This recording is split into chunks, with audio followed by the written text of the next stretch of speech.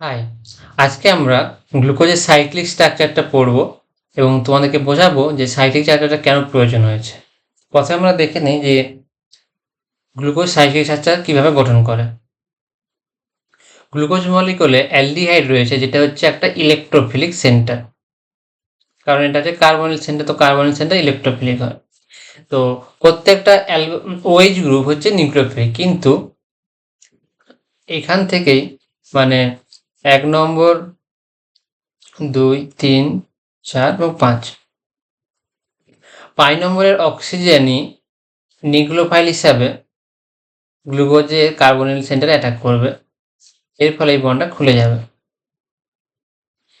এবং আমরা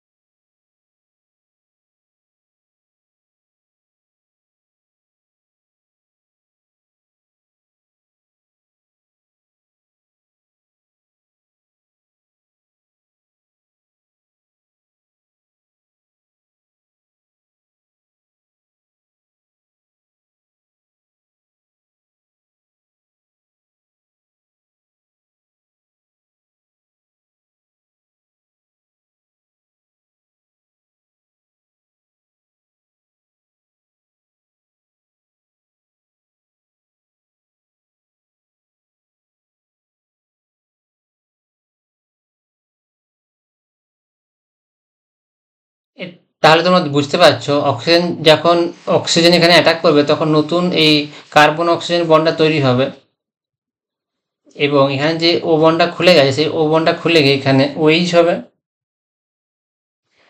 এইচ এবং ওইচ হবে। তাহলে কার্বনের 4টে হাতে, দেখো এই কার্বনটাতে একটা অক্সিজেন বন্ড আর একটা অক্সিজেন বন্ড আছে, তার জন্য এইরকম কার্বনকে বলা হয় হেমি অ্যাসিটাল।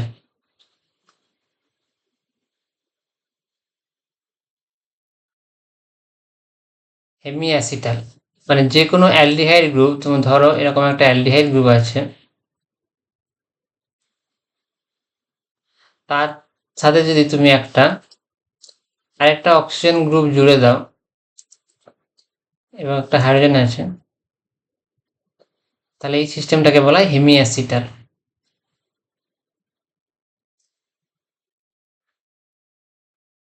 হেমি অ্যাসিটাল বলা হয়।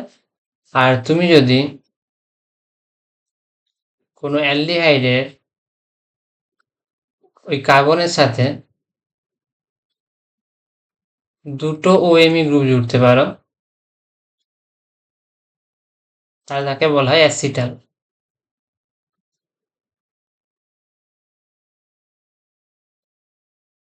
তো গ্লুকোজের 5 নম্বর কার্বনের ওএইচ গ্রুপ অ্যালডিহাইডে অ্যাটাক করে এবং এরকম সাইক্লিক মলিকুল তৈরি করে, এটাকে বলা হয় হেমি অ্যাসিটাল।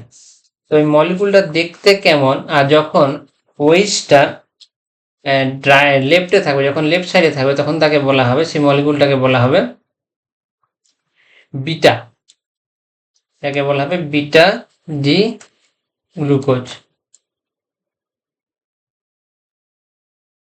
এটাকে বলে বিটা ডি গ্লুকোজ বলা হবে। এবং এই বিটা ডি গ্লুকোজটা, যেটা আমরা সাইক্লিক স্ট্রাকচার বলছি, সাইক্লিক স্ট্রাকচারটা কীরকম হয় অ্যাকচুয়ালি, এইটা তো পুরো মলিকুলটা একটা সাইক্লিক মলিকুল। এই মলিকুলটাকে আমরা কীভাবে লিখতে পারি স্যার, ভালোভাবে দেখার চেষ্টা করো।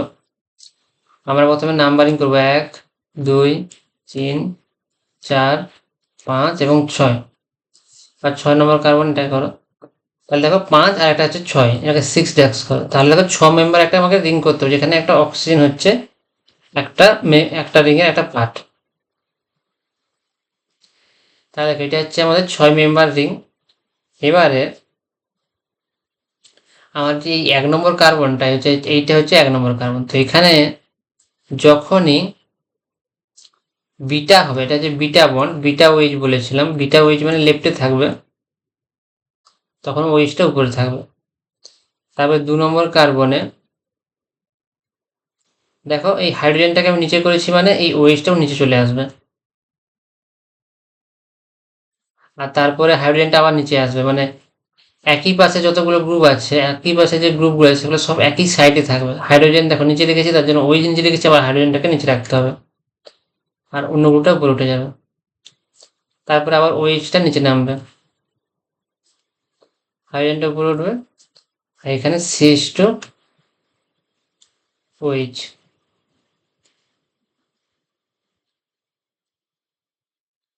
2 3 4 5 6, এই স্ট্রাকচারটাকে বলা হয় গ্লুকোজের সাইক্লিক স্ট্রাকচার।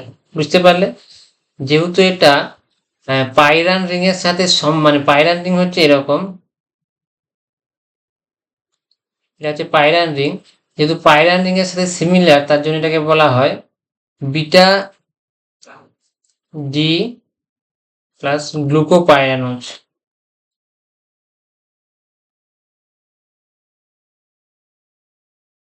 বিটা বললাম কারণ কি, না এই OH গ্রুপটা লেফটে আছে, আর লেফটে থাকার জন্য এই গ্রুপটা অ্যাভাবের জায়গা নিচ্ছে, মানে অ্যাভাব বন্ড, এটা হচ্ছে অ্যাভাব, এটা অ্যাভাব বন্ড, আর বাকিগুলো নিচের দিকে আছে, তার কারণে একে বলে বিটা ডি গ্লুকোজ। এই OH বন্ডটা যদি এদিকে তৈরি হয় তাকে বলবে আলফা ডি পাইরানোজ, সেটা আমরা পরের দিন পড়বো।